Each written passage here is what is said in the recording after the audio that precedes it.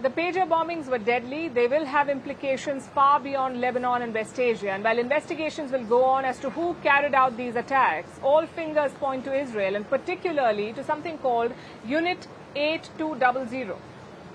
This is Israel's premier cyber warfare and intelligence agency, Unit 8200. Its missions are critical, its methods secretive, and its influence stretching across the globe.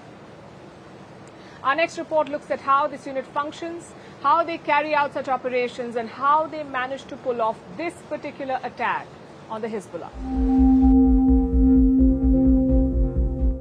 Israel's intelligence infrastructure was born out of necessity. It started with codebreakers, radio operations, and primitive American military equipment. Soon, it evolved into Unit 8200, Israel's elite cyber warfare unit. It was established in 1952. The initial task was guard the nascent state of Israel. Today, it's a global cyber powerhouse.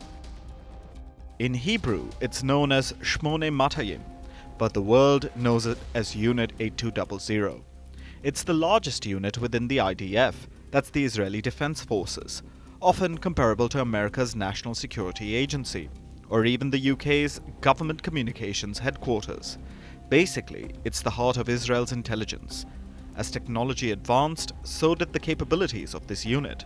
From signal interception to the latest cyber strikes, right now the unit is involved in some of the biggest digital operations of the 21st century.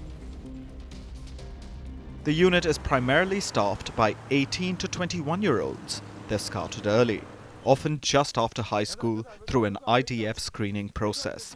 They are then trained. The soldiers can't reveal that they're part of the unit. Many of Unit 8200's alumni go on to become pioneers in Israel's booming tech industry. From cybersecurity firms to cutting-edge startups, they drive innovation in Israel's tech sector. In 2010, Iran discovered Stuxnet. It was a malicious software, initially targeted at Iran's nuclear facilities. Soon, Iran learned that its centrifuges were failing. Stuxnet was the world's first digital weapon, and while Israel never acknowledged its involvement, it's believed that Unit 8200 was behind it. Soon, these types of attacks became more and more common, and leading the way was Unit 8200. In 2017, Lebanon's state telecom company, Ogero, experienced a massive cyber attack. Unit 8200 was believed to be behind it. The mission was simple: disrupt Hezbollah's communications. In 2018, ISIS plotted to take down an Australian airliner. The plan was foiled. The credit did not go to Australian law enforcement. Instead, it went to this Israeli unit. They intercepted crucial intelligence and passed it on to Israel's allies.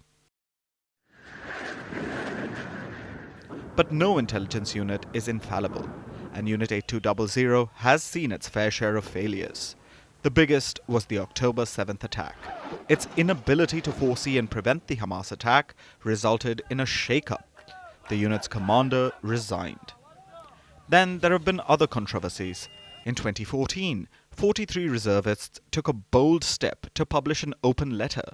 It condemned what they called unethical surveillance of Palestinians. Which brings us to the latest Hezbollah attack. Unit 8200 is said to be behind it, and it was quite the elaborate plan.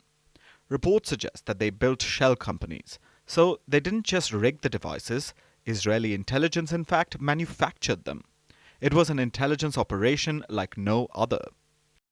We live in an era where wars are not just fought with weapons, they are fought with algorithms, data, and surveillance. And Unit 8200 stands at the forefront of that. In the world of cyber warfare, one thing is certain: Unit 8200 is a force to be reckoned with.